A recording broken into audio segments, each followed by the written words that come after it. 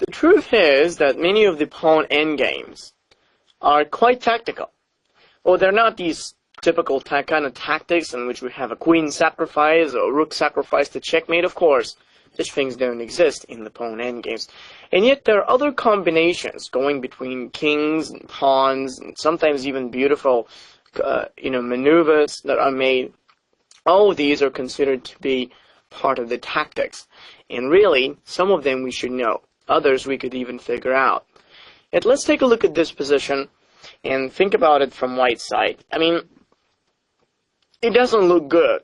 When you look at it right now, you realize that black is a pawn up, and he's shortly going to go and take another one. So his next move would most likely be king g5, hitting that h5 pawn. He's got 2 on h4 and e6.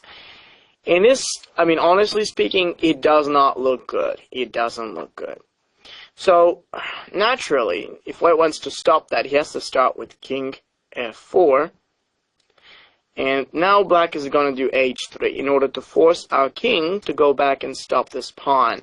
Otherwise, black will just promote. So we go back, and then black goes king down to g5. So here's the question.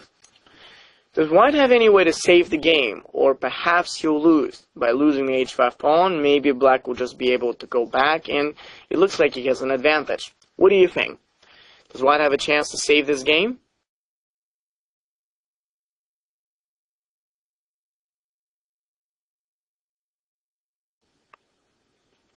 The only way how white can save is by playing king h2. And it's an extraordinary solution because we realize that any other move would just give black the chance to take the opposition. And this move help us prepare with a little waiting move after king takes h5 to take over the opposition and keep that opposition for as long as we can so that black can win.